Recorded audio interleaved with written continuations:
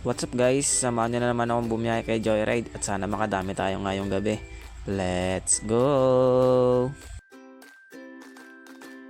At dito nga, pinasukan na tayo ng Buenamano. Dito lang to sa kabilang kanto sa amin at agad na nating pinuntahan si customer.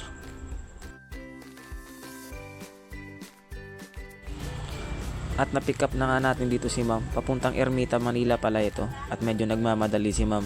Kaya takbong 20 lang kami. At nakarating na kami sa drop off ni ma'am. Kasi wala naman traffic. 136 pala ang pamasahe ni ma'am dito. Pero sakto lang binigay. Kaya all goods lang. At pinasukan na agad tayo nakasunod na booking. Kaya next pick up na tayo. Dito lang din sa Ermita. Papuntang market sa Taguig naman ito. At naisakay na nga natin dito si sir. At dito nagpatuloy na tayo sa biyahe. Medyo traffic na din ang ruta papunta sa drop-off ni sir. Inabot din tayo ng 30 minutes bago makarating dito sa market. 146 pala ang pamasahe dito. Sakto lang din ang binigay ni sir. Kaya all goods lang din. Wala pa tayong tip ngayong araw Charot. Next pick up natin dito lang din sa SM Aura sa Taguig. Malapit lang din dito, halos 1 kilometer lang mula sa market. Kaya agad na natin pinuntahan si ma'am. At dito, nasakay na natin si ma'am. Sobrang lapit lang ng drop niya, parang tatawid lang sa kabilang building. Pinuntahan na natin agad yun.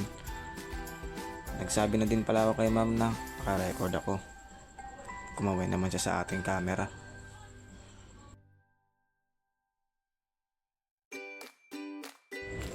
At ilang minuto lang, nakarating na tayo sa drop-off ni ma'am. 50 pesos lang ito at naka-cashless si ma'am. Kaya sa wallet natin yung papasok. Dagdag top up din yan. Next pick up natin, dito lang din sa BGC, papuntang Taguig. Gurami nga pala ang tawag namin dito kasi malapitan na ang hatid. Kaya pinuntahan na natin agad si ma'am. At naisakay na nga natin si ma'am dito at pumayag naman siya na naka-record ako. Kaya dumiretso na kami sa aming biyahe. At ilang minuto lang, nakarating na kami sa drop-off ni ma'am dahil 2 kilometro lang naman ang layo na sa pick-up. 58 pala ang pamasahe ni ma'am, pero dito binigyan niya tayong 7.3 through GCash, kaya all goods na din. Next pick-up na tayo, dito lang din sa pinababaan ni ma'am, pabalik naman ng BGC. 57 lang ang pamasahe dito pero binigyan tayo ng 80 pesos, kaya all goods na din. Hindi na din pala pumayag si ma'am na naka-record tayo, kaya pinatay muna natin. Respect na lang natin yung privacy ni ma'am. At dito nga nakababa na si ma'am at pinasukan tayo agad na booking na long ride. BGC to ang uno pala ito, kaya nakadali din tayo ng malayuan. At naisakay na nga natin dito si ma'am. Medyo mabilis lang naman ang biyahe namin kasi wala ng traffic sa mga oras na ito. Kaya dumiretso na tayo agad sa drop off ni ma'am.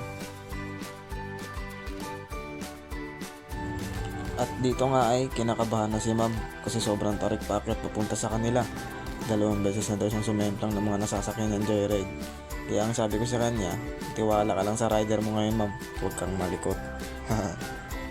At ilang minuto lang ay nakarating na kami sa bahay ni ma'am. Nahatid naman natin siya ng safe at walang galos. 333 lang ang pamasahe dito ni ma'am, binayaran niya tayo through GCash, kaya all goods na din. At dito nga ay gumapang na tayo pabalik kasi halos 1 oras na tayo dun at walang pumapasok na booking palabas. At matumal talaga sa area na yon, tsambahan na lang kung makakuha ka pabalik.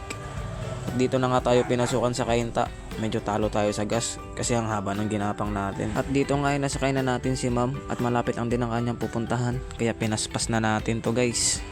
At nakarating na tayo sa drop off ni ma'am. 55 pesos lang ang pamasahe ni ma'am at sakto lang binigay niya, kaya all goods na. At sa mga oras na ito ay nagpasya na akong umuwi dahil wala nang pumapasok na booking at medyo ay nakakaramdam na din ako ng antok. Maraming salamat sa panonood kung umabot ka dito sa video na ito. Tsaka guys, follow nyo na din yung page ko. Maraming salamat sa inyong suporta. Dito ko muna siguro tatapusin tong video guys. Salamat sa panonood. Brrrt.